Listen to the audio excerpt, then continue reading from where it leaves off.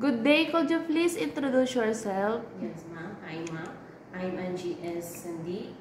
I am 30 years old in September 2. I live in Rojas Natuan, Surigao del Sur. I am single. I have one son.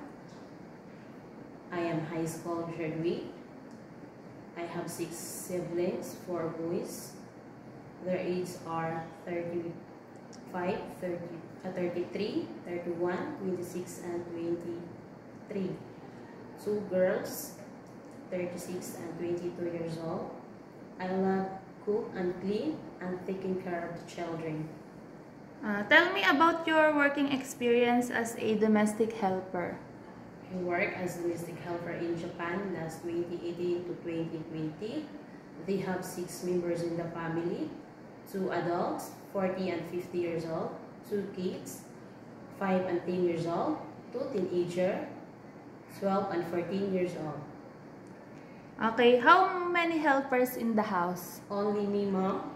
Okay, did you renew your contract?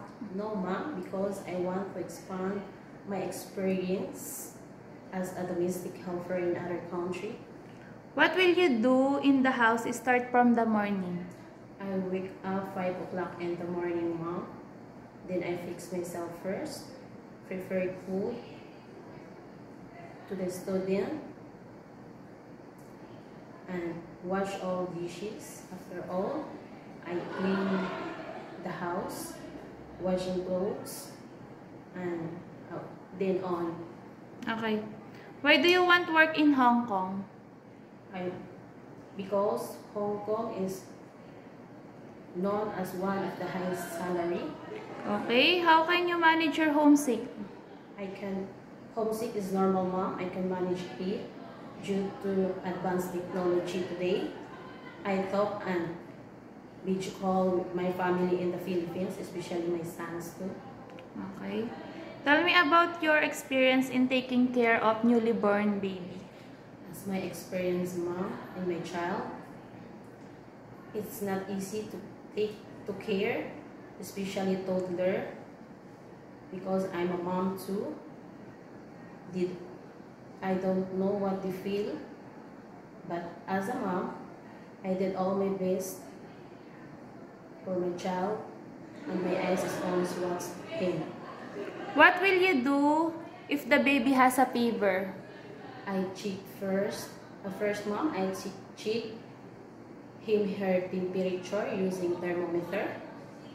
If the temperature of the baby is 39 above, I'll call and tell to my employer what happened to the baby.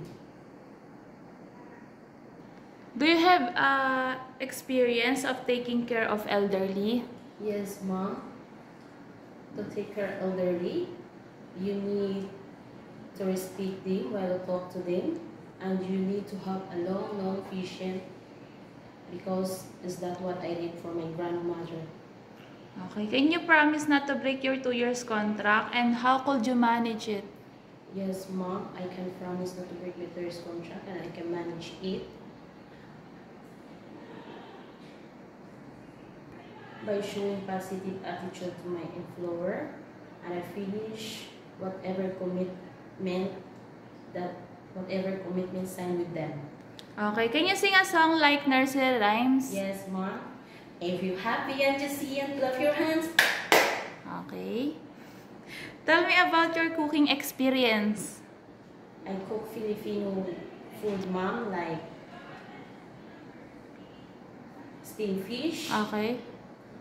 pork adobo, chicken curry, and many more dishes about Filipino. Okay. But I'm willing to learn any kind of dishes to serve my employer properly. Okay, tell me what time do you sleep at night and what do you do before sleeping?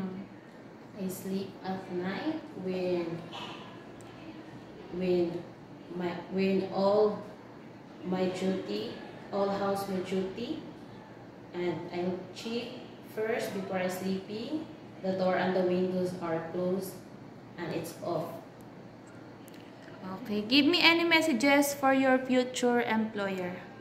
Hi, sir, ma'am. Please choose me as your helper because I am a trustworthy, loyal, honest, and obedient.